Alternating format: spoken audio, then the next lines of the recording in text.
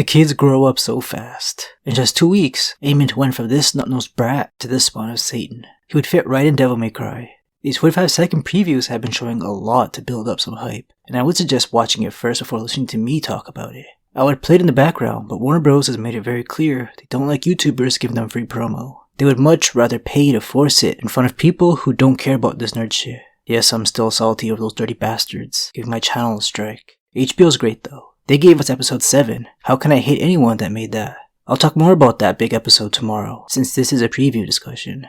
But I will say it's my favorite episode so far, an actual 10 out of 10 masterpiece. But in episode 8, we're moving on once again. I think this is the last significant time jump we're gonna get on the show. Looks like we're skipping 6 years forward, because not much happens between Laenor's death, or fake-out death in the show, and the struggle for succession that goes down in Driftmark for House Valyrian.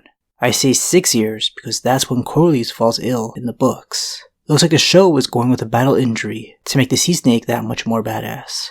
Aemond Valyrian is Corlys' brother in the show as opposed to his nephew in the books. But in both versions, he wants that Driftwood throne after Corlys' health wanes. I would want that legendary chair too. It has some Falnor behind it like the Iron Throne. It was supposedly given to the OG Valyrians by the Merlin King, a god worshipped by some of these waters. That's some good resale value with a story like that. It looks like Aemond found some men to back his claim too. We learned the 7th episode of Rhaenys wishes to have the Driftwood throne passed to Baela Targaryen, cause it's not like she'll ever inherit the Iron Throne anyways. Baela and Rhaena are just too far down the list. If Corlys really cared about seeing his wife inherit the Iron Throne, he would want Baela to have his. But by law, neither of these two have any claim with Lucerys Valyrian around. We know that he's a strong, but that's still just officially rumors amongst the characters in the show. With Daemon now married to Rhaenyra, it'll be interesting to see where he stands in the struggle. I'm sure Baela doesn't give a shit. Just like how Aegon didn't care when Mommy Alicent was lecturing him in the middle of his alone time. If this potential war wasn't spicy enough to fill an episode for you, we got tension flaring at King's Landing too. Hard to care about all that Valyrian drama when you see Aegon and Aemond fighting Jace and Luke again. And for some reason, Otto is the acting king. Viserys' health is obviously declining in these 6 years.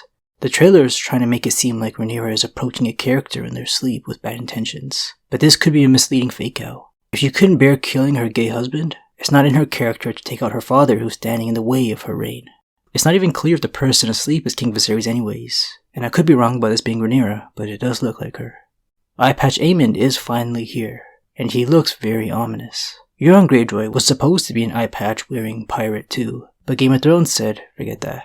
House of Dragon writers aren't trying to make that same mistake that annoyed fans. This injury is deeply engraved into his character. There's no going back to playing nice with his nephews now. Aemond looks so much older and experienced than even his older brother Aegon, which I do like.